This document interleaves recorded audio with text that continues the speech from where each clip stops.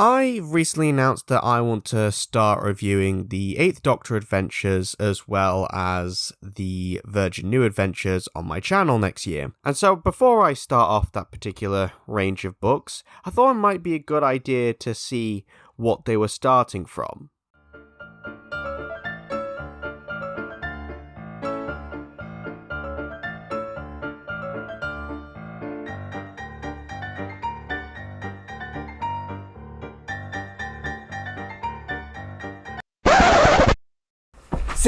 Sim, the parcel that arrived today. Who's it from? There's a label. He ordered his remains to be sent back here after his demise.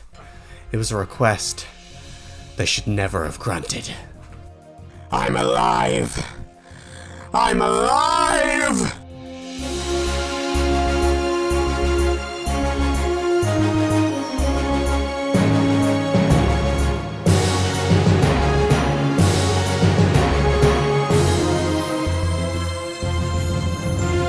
Like, god damn it, there's already a series. Why do they need to make a movie? Because they didn't have a series anymore! So, you've seen what happens when America gets its grubby, dirty little protuberances on Doctor Who, and they're gonna get their hands on it again! I didn't realize it was American till halfway through the show when I caught that they have different accents.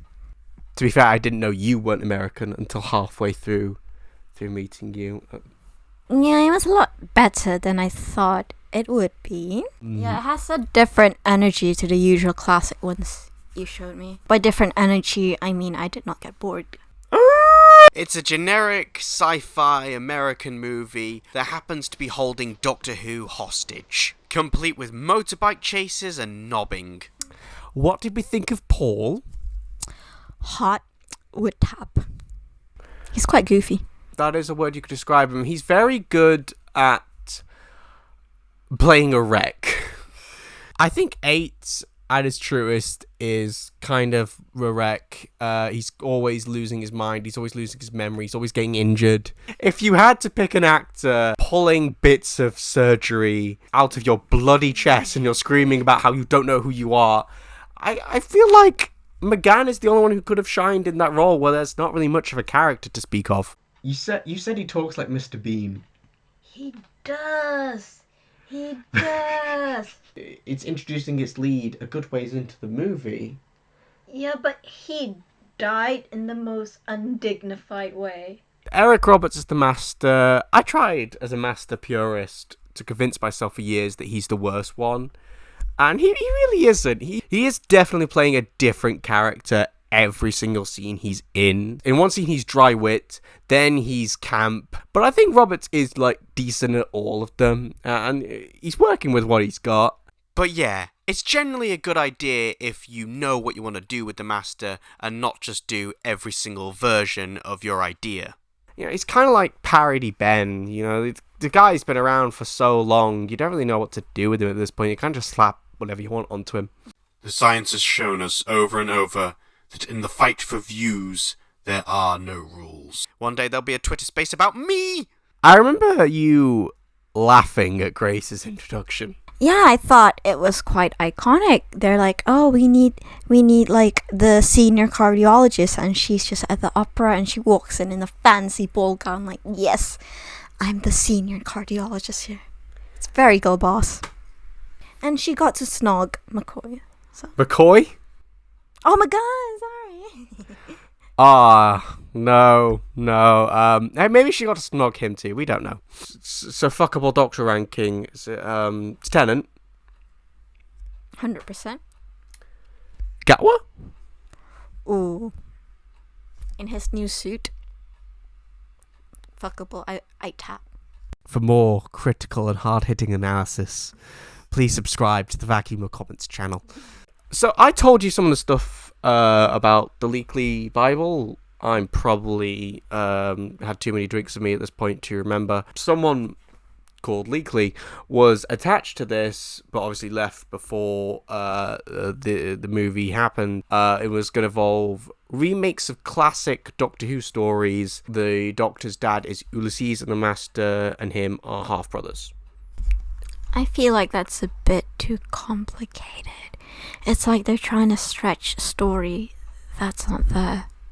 You can't really give a consensus on what that even would have looked like, because it's just too hypothetical. You're not really seeing an execution of an idea. You're seeing half an idea that has somehow slipped through the cracks between drafts. There's weird stuff like the Doctor being half human, which doesn't actually impact the plot at all. It's a little bit like the Timeless Children. Multiple ways you could take each and every character in this, and I think they just try to go with every version for each one. Chang Li is a really good example. Could be motivated by Daddy issues. Self-preservation. Daddy issues. By a sense of justice, because he believes the Master's in the right here. Daddy issues. Power and money, or he could be motivated by getting a chance to leave Earth because there's nothing here for him anymore, no gang, no life. What motivates him? All of this. I first watched this with my mum and sister, and they've seen Doctor Who. They've seen quite a lot of it. They were confused by the opening. There's some good nods to the past. Like Chang Li writing John Smith on the ambulance record to get the Doctor into hospital. When I first watched this, I was convinced that Bruce was Grace's boyfriend.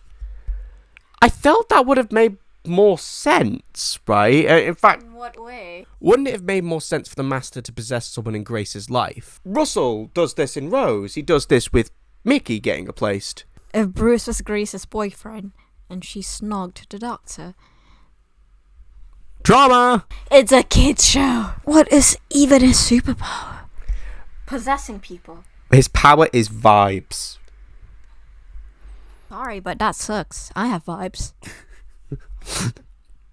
And you will obey Zim. There's no really point being angry at this, at any version of this, because it never made it to what it was going to be, and so the damage it was going to do to Doctor Who is limited. There's no wonder why it has, I think, been more reclaimed by fandom, or at least fandom looks back on it less harshly these days. The same happened to Colin Baker's era. It's gonna happen to the Jodie Whittaker and Chris Chibnall era. It's just nice. It's a part of the healing process. And it's not like there's nothing to like here. Yeah, sure, when RTD brought the series back, they shunned the half-human thing like a very animated stranger that sits with you on a park bench trying to pitch you his self-help book. But it's not as if it left zero impact on future Doctor Who. From the title sequence, Paul McGann's younger, more romantic Doctor is way more of a precedent for Tennant than fucking Davison. I'll even argue it's got a little bit of DNA in something like The 11th Hour. Look, I can't make your dream come true forever, but I can make it come true today. Amy, believe for 20 minutes. If you're still angry at the TV movie or the Doctor being half human, fucking get over it. Christmas is a time of forgiveness. We forgive visiting relatives for making us get out of bed before noon. We forgive holiday decorations being put up in November whilst Halloween's corpse is still warm. We forgive Muppets Christmas Carol for being too good, and we forgive every other version of Christmas Carol for there being too many of them. We forgive Fairy Tale of New York for having that slur in it. And we even forgive friends who look a little too excited at getting the chance to say that slur in a socially acceptable context during karaoke. We forgive Santa for not existing, and we forgive Piers Morgan for existing. We forgive caviar, even though someone told me it's made out of blood or fish. Fish, eggs, Benedict. And we forgive McDonald's, and no one knows what that's made out of. And we forgive me for drifting away from the Christmas theme in the closing monologue and just kind of rambling at this point. And so maybe one day, we'll forgive you too, Parody Ben.